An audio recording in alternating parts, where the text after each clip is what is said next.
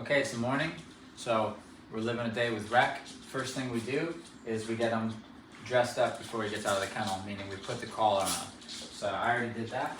You put the collar on, but you would just come in here, you'd say good morning, and then you would throw the collar on, you would stand up, and everything's permission based, right? So every threshold you have to release him out of by saying break or by giving him a command like recall or heel. So it's just a test, right? So if I stand up, I give him a chance to make a mistake. This is the name of the game here.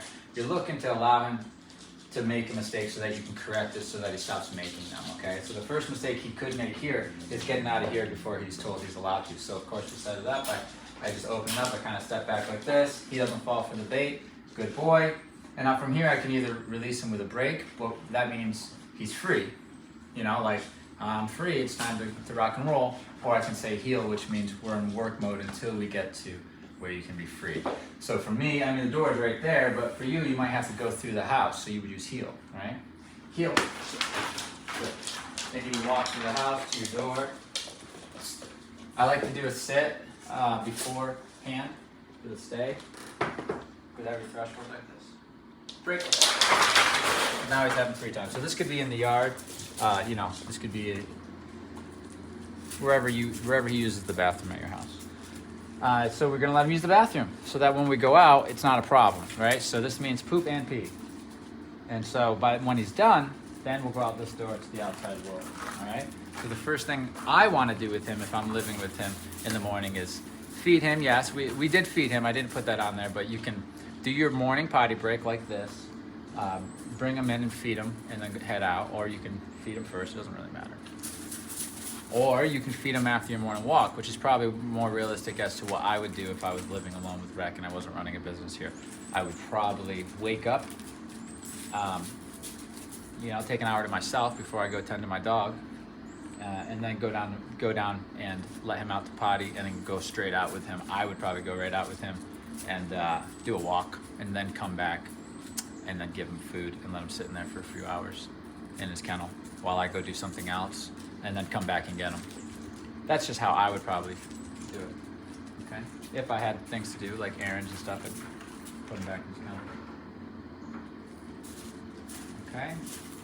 Because when he first goes home, it's gonna be, everything's work, right? Whenever he's out of his kennel, you're working on his behavior until he's how you want him to be, and his mistakes are minimal. All right?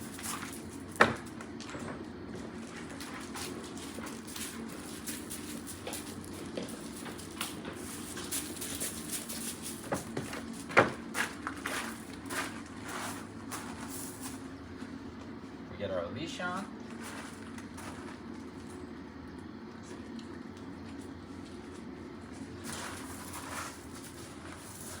Again, this is a threshold, so I'm going to see if he's going to make the mistake so that I can correct him. Almost even tease it sometimes in the beginning. If I feel like he's thinking about making a mistake, I might even tease it just so he does, so it's not on his mind anymore.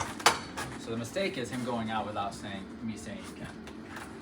See how I just stepped out like that? That's a tease right there. A lot of dogs fall for that.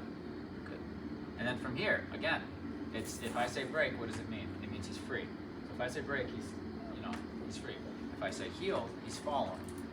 So let's say I want to bring him to the field up here, or wherever you're going, outside your door, you're going to use heel to get to the place where then he can then be free and have his time. So the free time is not during the walk. That's where we're traveling to the place, right? Once I release him, once we get there, then he can have his free time. And so once I click on this beep and I tell him to heel, he knows that's what it means. There's a correction right there.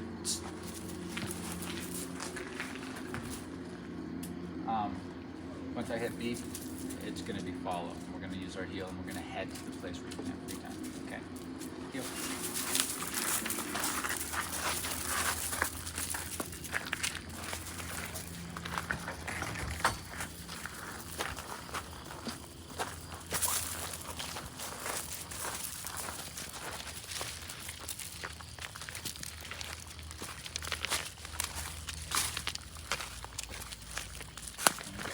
Really bumpy path here.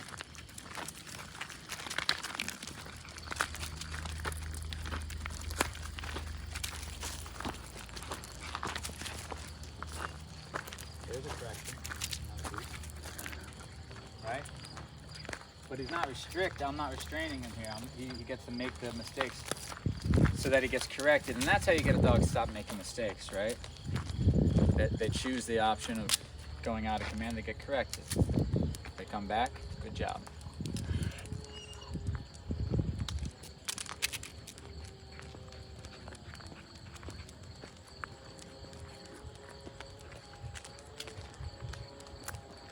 For the walk, for pushy stuff, I like to do a little dip and correct if the dog goes out. So, you see how I wasn't paying attention fully? Watch, stay with me here. Okay, that's how you test him. If he feels like he's not completely tuned in, we'll prove to him that he's not by changing our pace abruptly and correcting when he's not. And I'll continue to do that until he proves to me that he's with me. Then I'll leave him alone and I'll just walk normal. But as soon as I feel like he might be wonky a little bit, like he's tuning out a little bit, I'll throw some of these curveballs in him. You know, I'll do one of these, tag him right there because he didn't come with me. This is how you get him tuned in, right? So if I were to go do it again, it's faster. He's more with me. If I were to stop, boom, tag there. Because watch what happens when he's paying attention. That's proper. That's the little shit. That's how you don't get a pulling dog, and that's how you get the attitude to go away. You stop all that little fussy stuff. If I stop, if he ends up out there, your dog wasn't with you fully. He might have been giving you 75%, but we're looking for 100, right? Until he's released, and then he can go have fun. See, I tried to set him up there, but he was with me too much. So no correction. Good boy. And now what? We're 30 seconds to a minute into our walk, and now he's tuned in, and we're ready to rock and roll. But I threw him those moves to prove so that I could punish his being out of place. I set him up to be out of place. If he's paying attention, he won't fall out. So you do this, speed up, and then slow down. And if the eyes, see how I keep hitting there? And I'm consistent with it? It's where if his eyes go in front, see, good boy. We'll turn around back this way. Okay.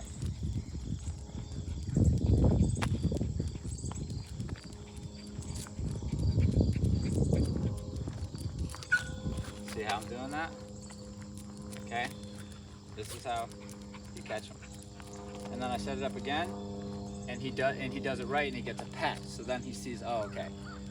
You know, if I'm paying attention, I won't be out of position. But if I'm not, my handler just might be slick and do a little movement that I don't see, and then I'm out of position. I get corrected. Maybe I should be paying attention. That's the way that I do it. Here, I'm slowing down. Good boy. Good boy. I move over here. Like, if he's looking over that way at something, if I step over here, he doesn't come with me because he's looking over there. Tag, and it's all silent. You know, I'm not nagging him or anything. I'm just setting him up to show him this is what happens when you're not paying attention, and that creates the focus. Okay, see? Because he knows the rules already. We don't have to. There's no training. I'm not training now. I'm tightening up by doing this kind of stuff, like giving him a distraction, which is, you know, the dogs and Julie, and then using it. Boom.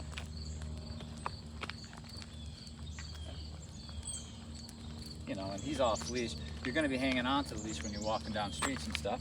It's there, but that's not what's doing it, right?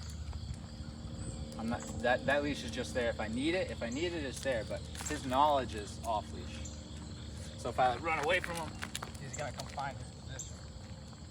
Because visually, this is his placement. So he knows where it is.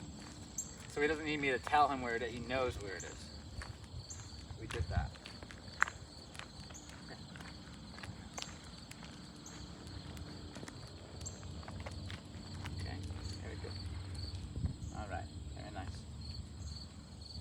All right, so that there, okay, so some of the hand signals. That there is stay. I cover his eyes real quick, boom. That's stay. And then from here, this is stay. Okay, so if he gets up, I can, right, and if you know how to snap, you can snap, whatever. The sit is like this. You do this for sit, and the down is the opposite of that, where your palm goes down. All right. The brake is that. Okay. So let me show you the down. Okay. Good. And who knows? Maybe I'm telling him the down because I walk out here and I don't know. I wanted more reliability, so I tell him the down. That does a few things. That tells him, hey, I'm gonna be a minute. Hang on and wait for me. Okay. That's a little bit more than the sit. So I'm saying I'll be right back, kind of thing. You're gonna be there for a minute. Okay. And then again, this hand up here. If I say his name, he looks at me. Reyk. Here's my hand. Boom, there's the brake. Good boy. Good boy.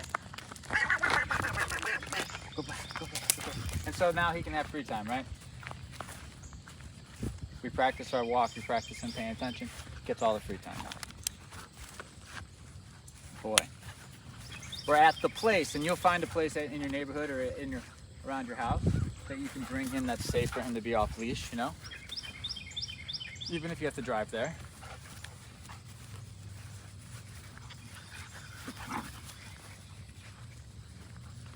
Okay. Now whatever you do, you know, you can play chuck it or just go for a hike.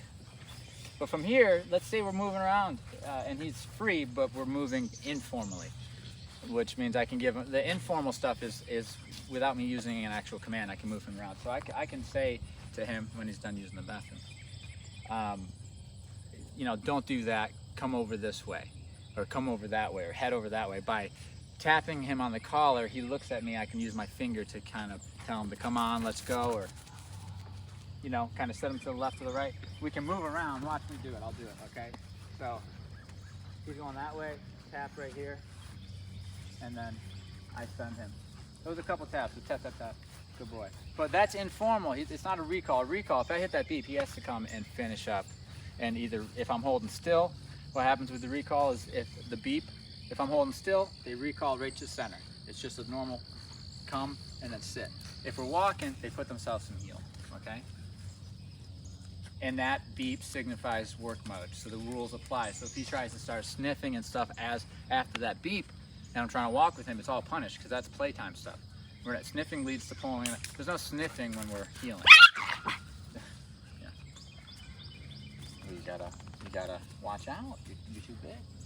I like that response. So he says, I didn't mean it. No, break.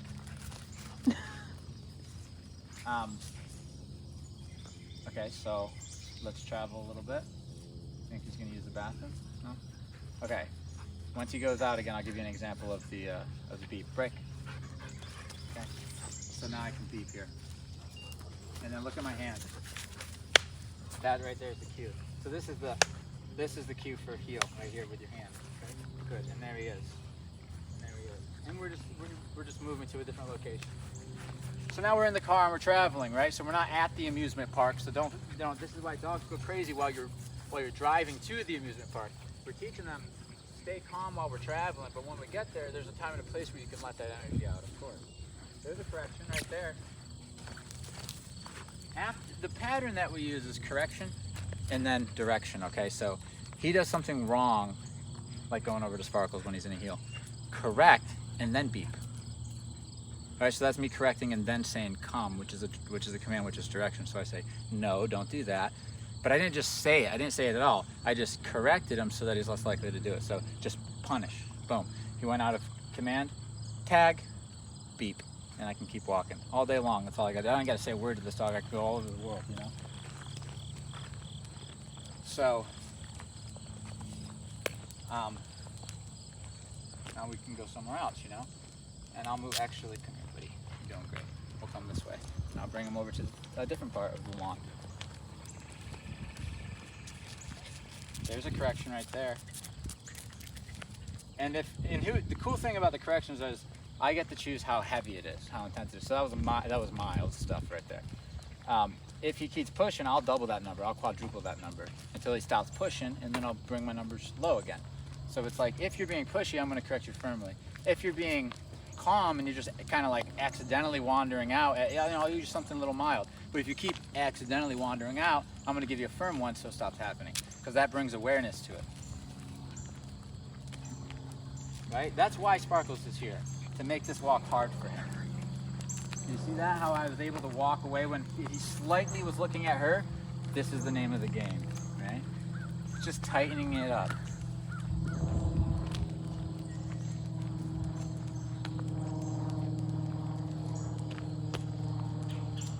I mean, it feels good. You can feel when he's locked in. It feels great. It feels like, you know, super easy. As soon as it starts to feel like unreliable, a correction is what's needed. So if it just feels like he's kind of like, yeah, just correct him, and then it gets better. That's we did that. We did that for you, you know.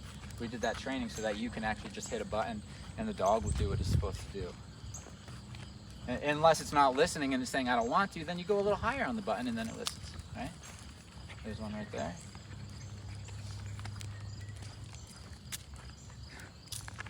I have a tendency to click a couple times. I notice. I go tap tap. So I don't know if that makes a difference or not.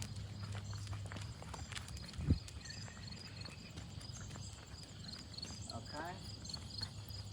I throw him in a sit. You see my hand there? I did that. That's it. That's what he gets. If he doesn't sit, is he corrected? Because if he's paying attention to me, he'll see that. If he's not, he won't. So I'm not overly like trying to really feed him, get him on training wheels and really try to make it easy for him. I'm not at this point. He's over that. Now I get the information's there. If you didn't see it, I'm walking away. If you get up, you're getting corrected and put back.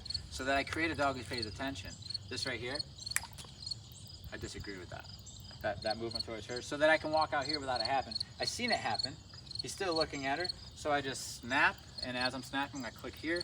He knows that means that thing is off limits right now. I gotta go do something over here. Knock it off. Chill, okay? So this is what it's like to lead, right? I just seen that little thing. It's like, stop that instantly. But I didn't tell him to stop it. I corrected him first and then told him to stop it, right? Because he's doing the thing. So if I go and give him a warning, I say stop it, he might stop and then I can't correct him. But then he wants to do it, so then he whines and all this bullshit. He does it, just physical correction, and then he looks at you, right? Don't do that. So he got his punishment. He didn't escape it by you giving him a warning all the time. Got to get into the habit of just correcting. And then he makes eye contact with you and you say, knock it off, right? In the way that we do to a dog. And then as he's doing good and ignoring her, that's a good boy from a distance, right? That thumbs up tells him that he's doing good. So I could be way over here and I can get him feeling like he's doing good. He's doing the right thing. So he just says, okay, I'm doing the right thing. And I don't have to be a chicken just over here constantly talking to my dog. We're in public. I don't want to be like, no, no, no, down, down, down. Good, good, good. Yes, yes, yes. It's just, right? There. If I want to say good, I can, but I don't have to. There's so many things I could be doing. I could actually be doing something, cleaning, picking up the yard or something, or needing to help somebody with something. I just turn around and give him a little thumbs up. He knows he's doing the right thing. If I give him a stim, let me show you something. I don't say a word to him. If he feels a stim, he knows it means it's coming from me. So if he doesn't know what to do, he'll look at me, which gives me an opportunity to then tell him what to do, right? So if I stim him at something low, like a 5 here, watch, if I'm over here doing something and I stim him at this 5, good, I got that eye contact, and then I can, and then the shush, it's quiet, but that tells him what he needs to know. It means it's not for you right now, calm down, right? So you can shush and tap, right? And that just lets him know you're gonna be there a bit, okay? So if he's picking up and looking around in an intense way, we interrupt that with corrections. Because it keeps the mind from going to a place where they're running through their options. They're thinking about like, well, what's over there and that, you know, behind the corner of that house, and I want to go up there again. As soon as the mind starts doing that, this is what it looks like. If I'm the dog, I'm not doing that right now. I'm doing that. I'm thinking about it. I'm thinking about shit. I'm thinking about shit. I'm whining about shit. I'm whining about shit. So here's the cool thing, you don't gotta wait for the whine. If you see the dog doing that, that's where it is. A whine will come. But I'm saying don't worry about your options right now, just wait in the realm of doing nothing, which isn't thinking about what's over here, boom, again. That's the work, that's your work. That's it, and I'm doing it right here, right? And I'm taking the brain and having him wait without thinking about his options, which is where the magic is. When he starts doing that for you without you having to be on top of him, And then, you know, it's just, everything is so much smoother. There's no like fuss, right? If he picks his head up and he's not in that space and he's simply just picking his head up, then it's fine. You just have to be able to identify the difference. You'll know the eyes get slightly bigger, the panting becomes more, becomes rapid, like, and then the movements are more jerky. They're like this. This is not good. That's not the state of mind. That's breaking rule number 1, which is the state of mind that we teach them. We tell them to stay in a calm state of mind unless offered otherwise. So unless I said go crazy, I shouldn't see you go crazy, otherwise I'm correcting you and then calming you down, right? I'm not gonna ask you to calm down and then correct you if you don't. I'm going to correct you because you just broke rule number 1. You elevated an energy and I didn't tell you you could. And that's what packs do to each other. This is how you can control a pack, because if you say, I want the energy to be low right now, then you take the behavioral choices off the table. Anything with high energy that takes high energy, you're not allowed to do, right? Which includes barking and lunging and all that stuff. This is relaxed time. So what a dog will do is they'll run through their options. They'll say, I'm bored, I want to go for a walk, I want to do this, I want to do that. They start thinking about it, then they start whining. And that's why we correct the whines, because the whine is a complaint about their current circumstances. And what do we do when we're in the store with the kid, you know, and they start crying because they want something they can't have, right? You only have a couple options. There's 3 really options. You just ignore it and let the baby cry and throw a fit. You tell the kid, you stop the baby from crying by giving him what he wants, right? Which is going to cause a problem later on, but it solves it for now. Or you give a consequence for crying, which could be leaving, right? Those are your options. With him, he's crying. He's a kid in the candy store. He's saying, I want to do something else. You either do nothing and allow him to be in that mind where he's literally objecting to what you told him to do, or you give him his way by releasing him, which is giving him the candy bar, or you punish him and say, shh, don't talk until we talk to you. Or don't talk at all. Just be quiet. This isn't for you right now. So you just punish it and you train the dog how to actually behave, which is to do nothing. Which he's doing a good job right now. Okay? Reyk. Break. Good boy. All right, and now he can have his free time. But look, I could have came down here. There was no reason for me to hold him there. But in his mind, it doesn't matter. If I tell him to stay there and I walk out, he assumes that, you know, I'm doing something until I need to go do something, and when I come back, I'll release you, right? You're going to be there a minute. So I'm training him. I'm using this opportunity of before I release him. He knows he's going to be released. He wants it. There's something he wants. That's the trigger. I want to go over there. So that's what we're working with. Him, we're telling him to stay right there, but he wants to be over here. How does he behave? Once he behaves good in those situations, we don't have to keep putting him in those situations. We can just live with him. But if he's still struggling with it, we're going after it. We're not avoiding it. We're saying, oh, you struggle waiting. We're going to work on this by creating a trigger, which is something you want, and then telling you to go over there and lay down, and correcting whining and all this stuff. That's how you get a dog to really, because the moments that dogs don't listen, it's when they want something that you don't want them to have or do. That's the only, you can plug in whatever symptom you want, barking, pulling, lunging, biting, whatever. It's the dog is going to do something, you're disagreeing with it, the dog doesn't listen. So, okay, like for me, I can use Sparkles, that's why she's here. I can tell him that she's off limits right now, because that's a resource, right? It could be anything that the dog wants, right? So that's how my mind's thinking. If I need to see if I have control over him, then I would claim something, you know? Which I already know I do. But you're gonna wanna do things like that. Okay, he's on his free time.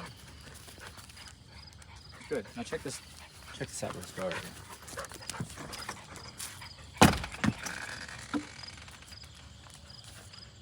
Now this is a dog who now wants to go in there, but he's being respectful because we've been through this. When he first got here, he would see what he wants and he'd go right to the door, which equals to seeing anything he wants and doing whatever behavior he chooses. That's why this is important. That's why dog trainers have been doing it for a long, long, long time. And just about all of them do threshold work where you have a dog wait until they have permission. The real thing is, what I just did is I created a trigger. The dog had no desire to head in there until I opened the door. The door gave me a trigger. What's the trigger? The trigger is this.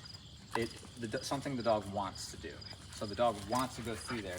So I can trigger the dog to want to go through there by opening this door and jingling this sound here. And if they go through, they get corrected. right? If they stop and they look at you, then I say break and they go through and they learn. That's how I get, not only is that not how I get through the door, that's how I get what I want out in life, you know? I wait until I'm told, okay? I know it sounds like nothing, but it's huge. These are messages we're sending to this dog so that when we're in the living room, he's not thinking twice about taking my space. You're not gonna, what, you're gonna sit on my spot on the couch? I don't think he's going to. And if he did, if I said get up, I mean, he'd get up, or we'd have a big old fight and it wouldn't be fun for him. And then tomorrow, he would be like, yeah, I'm never doing that again. It would happen once. It's a resource. So you know, the couch is a resource. It's something that the dog wants. Dog's on the couch, you go up to the dog, you say get off the couch, the dog growls, the dog said fuck you. That's how, to me, those are fighting words, right there. That's it, because this is my living room, and that's my couch, and I asked you to get, and you're my dog, and I asked you to get off, so get the fuck off the couch. And you're gonna see what happens next, and it's like, well, if I grab him, he's gonna bite me, and it's like, I know, but I would fucking grab. I'm not telling you to, but if I'm alone with this guy and we're living up in the woods somewhere and he's on my couch, I tell him to get off and he growls at me, he's gonna get off the couch, tool or no tool, because that's in my character. You wanna bite me? You know, I bite too. Once he knows that's in my character, he doesn't fuck with things that are mine, okay? This is why this is important. The reason it's important is because he won't fuck with things that are mine. Are you following me? Okay? So here's the thing. Now I tell him, everything's mine. That dog walking down the street that you see, that's mine. That person, that's mine. Those dogs behind the fence, that's mine. The ability to choose how we deal with these situations, that's mine. So it's coming at an angle of don't touch it because it's mine, rather than don't touch it because that's the rules. It's don't touch it because I'm a dog too. And I'll treat you like a dog. I'll behave like a dog. If you growl at me over what's mine, like my woman, which dogs do, dogs will claim the wife over from the husband, which I'm sure eventually he would probably end up trying to do shit like that. You're trying to claim my space, which is my throne, my couch, my food, anything at all. What do dogs do? Not what do people do, what do dogs do? If a dog said get off my couch, what is it gonna do? You already know the answer.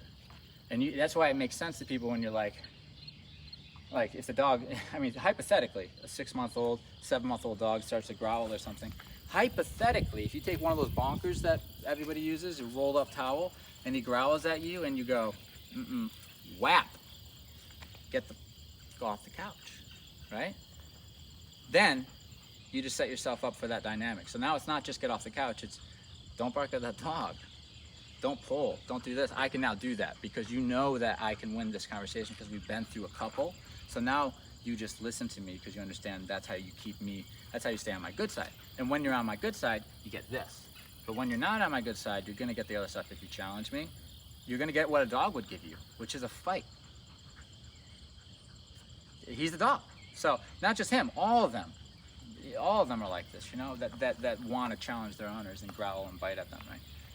So here's the answer. Nobody wants to hear it, but he had to fight me. He had to. I don't want him to, but he had to. He had to say, this guy keeps telling me what to do. This guy keeps taking control over resources. I either have to follow him or fight him. And he's like, nearly all of them say, I'm gonna fight first, right? Or I'm gonna try to get out of the situation, not be part of your pack, but eventually I'm gonna fight. And that's what he did. He said, fuck you, bite, bite, bite, bite, bite. Let's go through that. Do your biting. It didn't work. I'm still here. How is this going to go down? Eventually, the dog follows by following your direction, and they see the soft side of you, and they see, okay, so around this particular individual, he can be triggered, unlike the other humans. The other humans won't do anything. I could do whatever the fuck I want, but around this particular one, he will retaliate. And he'll still be there nice and calmly waiting to finish whatever situation we're in, whatever it may be. As the days go on like that, the relationship and the dynamic between me and him and the rest of the fucking world is different. So when he's with me, what I'm telling him is the world's mine. You're my follower, so I will give you access to these things. I will feed you. I will let you have playtime and all this stuff. But don't mistake it. I can have all this stuff first, right? If that dog comes up there's a dog that comes up, or a person, or a cat, or a squirrel, or food, or whatever it is comes into our environment, or we walk into its environment, it's mind first, just like a piece of food would be, or a female in heat. He understands that. He also understands that if he goes up on it, that I'm gonna have an issue with that, right? Because I wanted to decide how we deal with it, and I wanted to decide whether or not I want it. Even though it's just a stranger walking by, this is how it lands in the dog's head. So when we're walking, he leaves it alone because I get first access. Does that make sense? Same with all the dogs here. On top of that, we also give them certain experiences where we allow them to go up on these resources, and they just get corrected on the e-collar and put back into heel, so that they do go over there and try to mess with the resources like people and dogs and other things. It ends up in a correction, so their belief system is it ends up in a correction. So not only do we have that, where it ends up in a correction if you break the rule, but also you understand that I don't want you to because I want to be able to decide. Now we have the perfect recipe. I can walk down through the city and he's just ignoring everything. And the stuff that he does decide to try to go after, once I correct him, it lands this way. Knock it off, that's mine. We're not doing that right now. Or knock it off, we're walking. It's more from a leadership rather than a, well, those are the rules, right? You're not supposed to do that. It's more personal. I'm leading you, you're my follower, knock it off. And it's little things. If you go after little things and you hold them accountable with firm consequences, you never see big stuff. You say, here's little stuff, here's some rules. No pulling once you hear that beep and you follow. Wait at the threshold. When I tell you to stay, don't whine. This kind of shit, we hold them accountable firm for that, like it means life or death. We get a dog who's excellent and who never makes it to big bad behaviors because they're too busy. They figure if I'm not allowed to even do this, then I'm definitely not going to be allowed to do that. And it does work that way, you know. Here's another thing. If he does end up on the couch or something like that, now that the training's done, all you have to do is recall him, because he's not going to be out of his kennel without his collar on, because without the collar there's no program, right? Because this gives you aversive control. This gives you a way to correct unwanted behaviors. You can do it with a dog without an e-collar, but you have to find different ways to correct unwanted behaviors. You still have to be able to correct them, and this is the easiest and most effective way, especially when the training's done right. So he's out of the kennel, he's got his collar on, he's on the couch. First of all, how do you end up on the couch, right? Just like when a dog shits in the house, it's like how did it shit in the house? Where were you, kind of thing. Oh wait, all right, he's on the couch. Now all I have to do is step a few feet away from him, and I'll say, come. Just like that, with my voice first, because I want to feel strong. And he'll say no by just not doing anything. And then I'll give him an ultimatum. I'll say beep, and in that moment he knows if you don't drag ass within the next like millisecond, one Mississippi, it's going to be followed by a nice firm e-collar correction, then another beep. And what he's going to do, if he does make you, chances are he just hears the beep and he just drags ass. If he's going to try to test you, he's going to hear the beep. You're way over here. Like if he's right there where that door is, I'm way over here. I'm not in any threat of a bite or anything. You know, I could be across the room. I could say beep. He makes a decision to stay there. Correct. Beep. Here comes my dog, and I walk away with him. He'll just be in here. I'll walk away with him. Settle him down. You know, pat him on the head. You know what I would do? You don't have to do this, but. Then I go back in our living room and say, go ahead, get on the couch. This is where the work's at. And I know when you're watching this, you're like, God damn it, this does work, doesn't it? Yeah, it does. Hey, bud, why don't you get on the couch, right? Go ahead, get on the couch. Why don't you get on the couch? Leave the room, go get a drink, you know?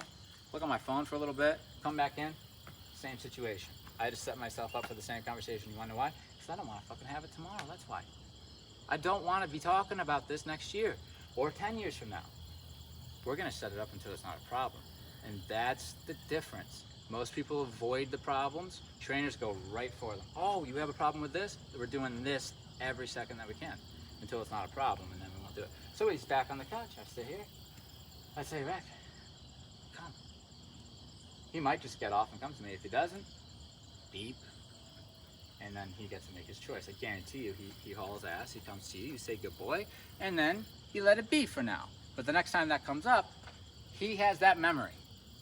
Not only on the couch, but anywhere. When you're saying, I need you to come to me and stop what you're doing. He has that memory. You've set yourself up to give him that memory, to show him that you're serious in those moments where it matters. And now you got a dog who treats you differently. That's the beauty.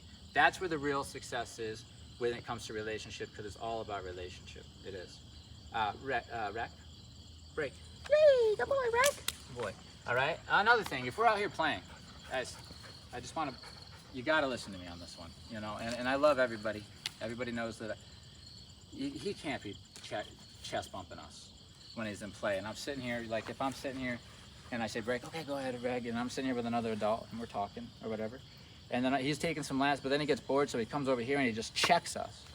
And he gets greeted with love and affection, like he just said, while the adults are talking, he said, let's wrestle. And then you're like, okay. He just told you what to do and you said, okay, in a very rude way. He's practically grabbing you and saying, get out of that conversation with that human and play with me. No, buddy. No, that's not how the adults were where I grew up. You don't do that shit. As a kid, dog, don't matter. There's a bubble around me, bud, right? You better start slowing down 10 feet away from me. Because if you get close and you're still going, you're gonna find my shoe in your face. All right, knock it off, and I'm gonna send you away. So there's a bubble around me. Sparkle tells him too. Yeah, she does. I just corrected him there. She took a snap and I took the e-collar to him to change his belief, you know? If a dog says, leave me alone, and you don't, they'll bite you. And this is things that they need to know, so he's learning that. But anyway, so when he comes up and he's running, you'll watch him slow down before he gets to me and be polite when he gets here, and I'll give him a little pet. There's so many reasons why this is bad, right? You can fuck your legs up and stuff. I know it's cute when they're young. Let me tell you this, let's fast forward to 3 years in the future and you got yourself a little kitty next to you. And now you want to be outside with your dog and your kid, and your dog's fucking running around in the yard, and you're like, any second he could come over here and bump into us. Now you're finally you're saying, well, he's not going to run into my kid. I need you to project that now. Pretend there's a kid there, because you're going to need it one day. And that's what really is going to make, like if there's a kid there and I need you to slow down, you know you're going to get that job done. You know you're going to get it done with this little guy. It's like, well, let's do it now. He's 1.5 years. He's an adult, right? He's treated like an adult.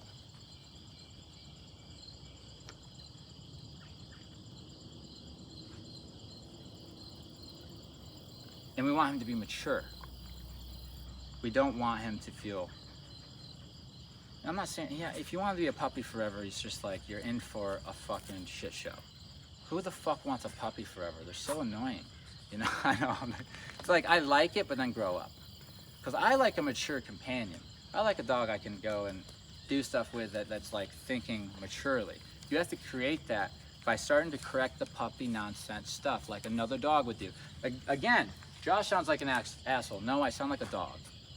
If I'm a dog and I'm sitting here and I'm a bigger dog and we live together and you're running around like a fucking idiot and I'm sitting here sunbathing and you come run into me, I've seen it happen with my own 2 eyes. He's getting fucked up.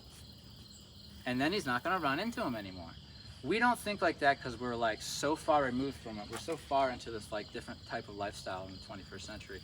We don't think like dogs, but if you can train yourself to, first of all, it's liberating as hell because it's real, it's nature, it's natural, it's reality without, it's what reality is without the consciousness that we have. That's what they are, okay? Now he would treat me like he would treat a dog he respected. I'm accessing that part of myself, which we have in us. These guys have been with us for what, 30,000 years or more as a species?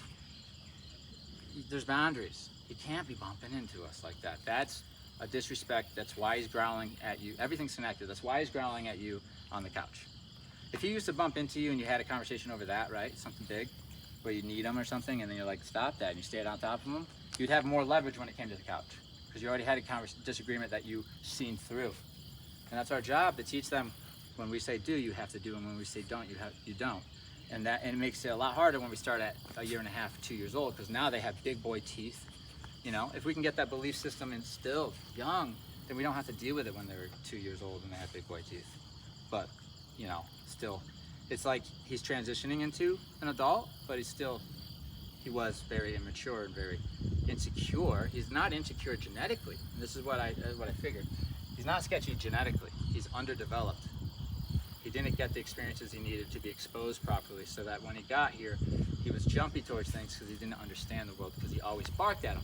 And if you're always barking at the world, then you never understand the world, because you never get a chance. You're just reacting to it in this blind state. You never actually get a chance to watch things happen to understand how it happens. So once you take the barking away, you get a dog who's very insecure. They don't know what to do. So I had to develop him, right? allow him to go out in the world and see things, but you can't bark. You have to be under my follow. You have to be following me and not trying to do what you want to do. So if I say, follow me, we're going to walk through this town. We're going to walk through, past these people and past these dogs. If you go up on them, this is what happens, you know. And that's what shaped him. Break. Yay! I like how he laid down on his own and waited for me on his own. This is when you know you're getting somewhere. It's called a dog with good judgment. They read the room. So if I stop, we're walking, but I stop and talk to my neighbor, the dog sees that and he's like, they're talking, so they're probably going to be here a while. And he lays down and waits. Next thing you know, you don't even realize your dog's there, and you're like, oh my God, what a good boy. That's when you know you're there. But this is how you get there. You start talking to your neighbor. He's not laying down. He's being fidgety, and he's kind of being fidgety. I'm silently just going to start correcting him while I'm still talking to my neighbor. Maybe shush him if I need to. He lays down. I give him a little pat on the head. Finish up that conversation. Leave. Repeat.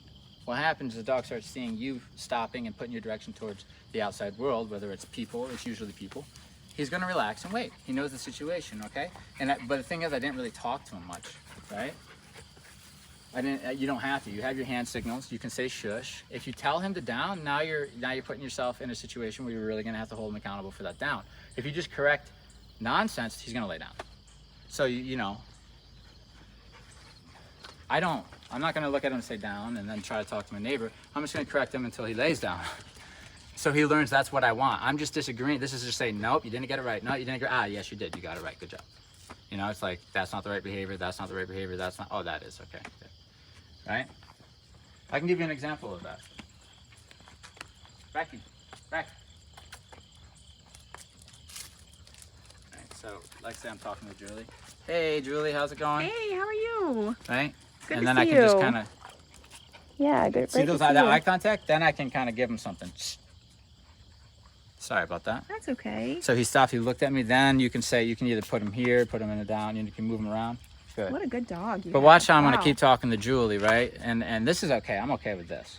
But let's say it was just kind of a little fidgety or something. I'm just going to creep in on a low number, and I'm just going to tap right there while I'm still talking to you guys. I'm still looking at you. I'm tapping at him. I give him a little look down here. Boom. Oh my gosh, what a good dog. And now I'm talking to you still, but I also told him good. Because this stem just means you're not doing it right yet. And also relax, you know. So now I'm talking to you, and then I'm like, okay, well, we're going to head on out of here. And now I can release him, or I could just heal him and walk him away, right? So just heal him and walk him away. Right? All right. Have a good one. Bye. Wish my dog could do that. Okay. Sit. And now remember what I said where I give him the information, but then I start walking away because I need him to start. He needs to pay attention, you know. And then we could talk, you know. This is a good thing to practice amongst each other, the couple. They can practice with one person handling and the other person being like the stranger. And then once you guys got past that, then you add an actual person in. And this is called setups. So we teach him what not to do and what to do through these setups until he doesn't really mess up anymore. So it's kind of boring. We don't do it anymore. Now he has experience to recall when it's the real thing in the real world. So if he gets punished, he knows exactly what to do with it. He just, boom, just lays down, you pet him, everything's good. We've already explained it, and it wasn't, in his mind, it was the real thing, but it was a setup. There's a few setups. And then in the real world, you might have to correct once or something just to generalize it, but then the dog understands, you know, what he's expected to do, which is disengage because it's not for you, and relax. Back. Nope. Sometimes you're going to find this. This is one of the reasons I've been really silent with him. Reyk and break can sound similar. It can. So I've been doing this. I've been doing Reyk and then the hand. So he looks at you and then the hand. But yeah, you can find that with his name, Reyk and break. I guess it's just a little bit. Not all the time, but sometimes he thinks you say break. That's why it's so important to sometimes ask for a down. Yes, it is. That's why you look at him, you say Reyk, and he says what? And you say down instead of break, because he thinks he's gonna. It keeps him off from autopilot and in the moment reading the information. As soon as they go on autopilot, which is what they're really good at, because they're working dogs, they're supposed to learn how to react and just react that the way they're taught. You know, it's probably a non-stop thing with a dog like this. You know, every few days you kind of throw in a few little hiccups just to keep him on his toes. Put him in a down when he thinks you're going to release him. All right? Let's show you what that looks like. Just give him a beat. Got onto a good scent by the looks of it. So I asked him to sit there with my hand, and it was kind of, he did that. Correct. Okay, don't let him start to be like half-assing it. Correct any type of half-assiness. It's state of mind error. It's not 100% giving you. So look, here, he's gonna think I'm gonna release him, right? Reyk. And then I threw it into a down in my hand, and he read it, right? And so that's how you can get that brain to continue to, you know, get it out of autopilot. Another way to tune a dog in. Reyk. Because it comes really predictable, and he's very smart. Let's go inside. It's our little adventure out here, you know.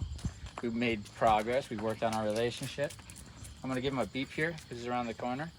Give it like a second, and if I don't hear him coming, which I do, I will check. I give a slap to my side there. Tells him to go into heel.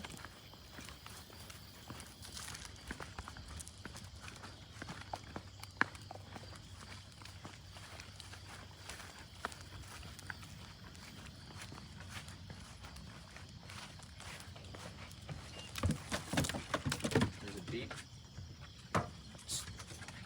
I use the shush a lot because I do this a lot, and it gets really annoying when you're doing it every day, all day, to talk to them as much. And I find that this works better. It's just a sound that says you're not doing what you're supposed to be doing, you know. And then they correct themselves and they get break. Again, I could have heeled him in and put him on the bed.